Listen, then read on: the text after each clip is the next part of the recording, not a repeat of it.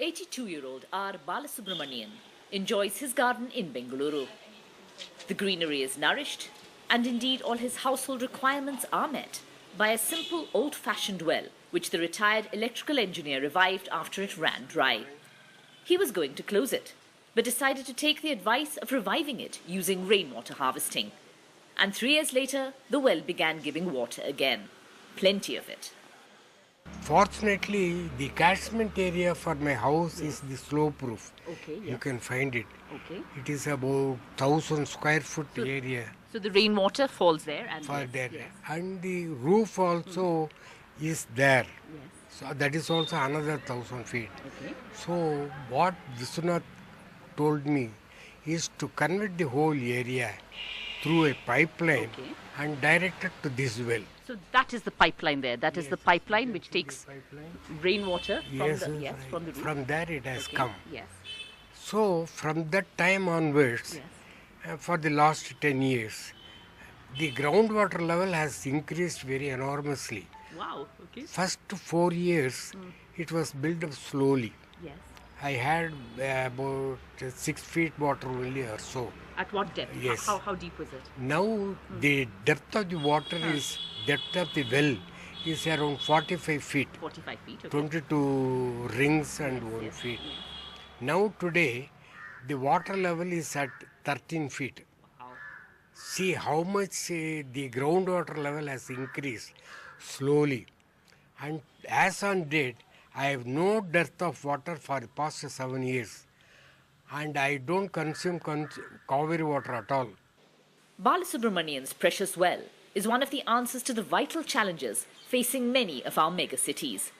How do we make sure we have enough water for the millions of residents? India's IT capital is one of the fastest growing cities in Asia. From a peaceful large town known for its greenery, public sector companies, and of course its weather, Bengaluru is now home to more than 10 million people. And as you pass enormous under construction apartment complexes, the question comes to mind: where are they going to get their water from? In dry summers, water tankers are a common sight, with people clustering around them to fill their pots with water. Water tankers are often used to fill the larger tanks of apartments and middle-class homes. But though some areas on the outskirts and some pockets in the city may face a shortage, the city does overall actually have enough water for its thirsty population. If you take the population as about 11 million now for Greater Bangalore, the requirement would be about 1,600 million litres per day. In terms of the standards, that's at 150 litres per capita per day. What the city is getting is about 1,400 million litres from the BWSSB and an additional 400 to 600 million litres from groundwater. So the available water from Kaveri and from the groundwater, it does cover the requirements of, say, 150 litres a day? It does. At a broad figure number, it does, though there are pockets of insufficiency as is expected in a large city. Where else is the city getting water from? The city used to get water from the Hesarghatta reservoir on the Arkavati and then the Tippagondannalli reservoir. Both these are dysfunctional now for various reasons. Hesarghatta does not have enough water. Tippagondannalli has polluted water coming into it. So we've gone to the Kaveri. From the Kaveri, we'll draw about 2,175 MLD. We are drawing water from groundwater, which unfortunately is unmanaged. If it's formally structurally managed, we should be able to draw about 600 million litres to 700 million litres per day if we do rainwater harvesting. We can recycle wastewater. That's happening at small scale. For example, the thermal power plant at Yelahanka is getting 15 MLD from the Jakkur sewage treatment plant, or the Kavan Park wastewater treatment plant supplying 4 MLD of very good quality treated wastewater for the park's requirement. So wastewater will also kick in. The city is unusual in that much of its drinking water supply is from the river Kaveri, from over 100 kilometers away. We have one of the most expensive waters for any city in Asia. We have the highest embodied energy for any water system in Asia, because we have to pump it 100 kilometers and 300 meters. It's very unusual. But look at it on the other hand, it's a tremendous engineering feat. We give rubbish to the BWSSB, but they were the first institution to be established in '64, and they are delivering that water consistently since 1972. Phenomenal engineering task. We now to push ourselves to the ecological task of making sure that the Kaveri flows. that the catchment is protected, and that we get good quality water from the river, especially focusing on the tributaries of the Kaveri. The situation for the city has improved, with an additional amount of 14.75 TMC feet of Kaveri water now allotted to Karnataka, bringing its total to over 284 TMC feet. While deciding on the increase, the Supreme Court cited the drinking water needs of Bengaluru. In times of drought too, drinking water is given priority over irrigation, and the city had been getting around 18 TMC feet of Kaveri water for drinking purposes.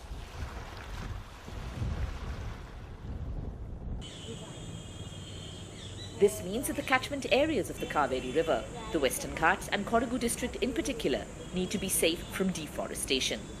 Local green warriors in Kodagu have tried pointing out the dangers of mega projects that require the cutting of thousands of trees, and have pointed out the very real impact on Bengaluru's drinking water supply. Groundwater is another major source of water for the city. The recently released Niti Aayog report suggests the city may run out of groundwater by the year 2020. Borewells that used to yield water at a depth of a few hundred feet in decades gone past are now being drilled to a whopping 1,500 to 2,000 feet. There is no good monitoring of borewell drilling, and the groundwater level in some areas has fallen over the years. In theory, permission is required to drill a borewell, but that does not always happen, and there are an estimated 400,000 borewells in the city now. Traditionally, open wells were used as a source of water, and water experts believe that this could help the city raise the groundwater level. One of the solutions being suggested by water experts here in Bengaluru is to have many such small, open recharge wells. This stormwater drain has in fact been blocked so that water that gathers here goes into the ground and recharges the water. And they believe that if there are about 1 million such wells spread across Bengaluru, the city need never run out of water, thanks to the rainwater that comes here every year. Clean lakes will go a long way in replenishing the groundwater. The city is fortunate to have an interconnected system of lakes. The bad news, most are too polluted to be used, and some like Bengaluru and Vartur have made international headlines with their froth and flames.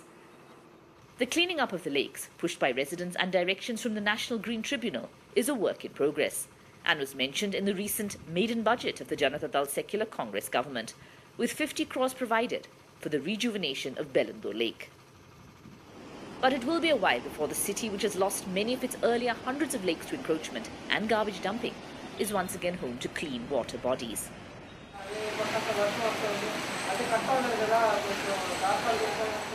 Rainwater is another resource that has certainly not been tapped fully. The city does receive around 800 millimeters of rain on an average each year. The BBMP has made it mandatory that new houses and buildings have provisions for rainwater harvesting, but rainwater remains a much neglected source.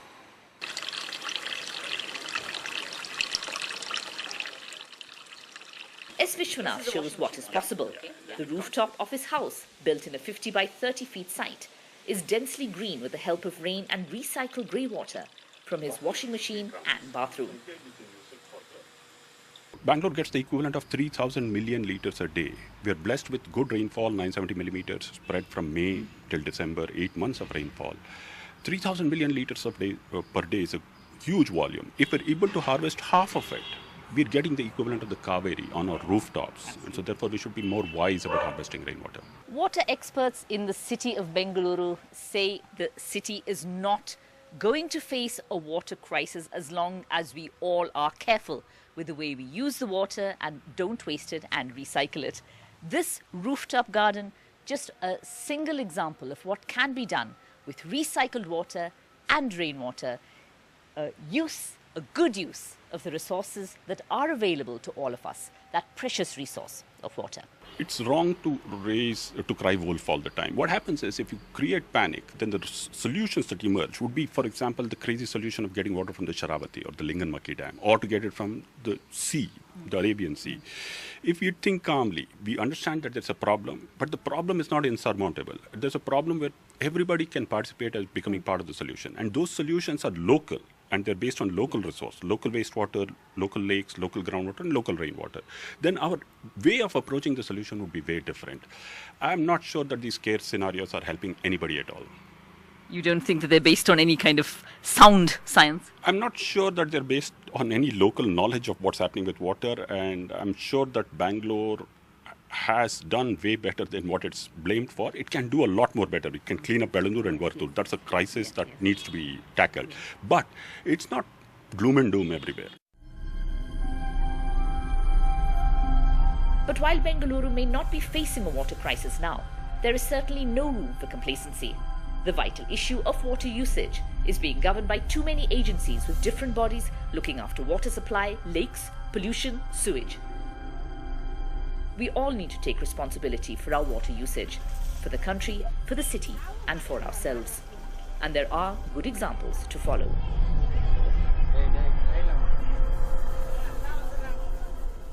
Even I know that every drop of water is a saving to my house, to my country.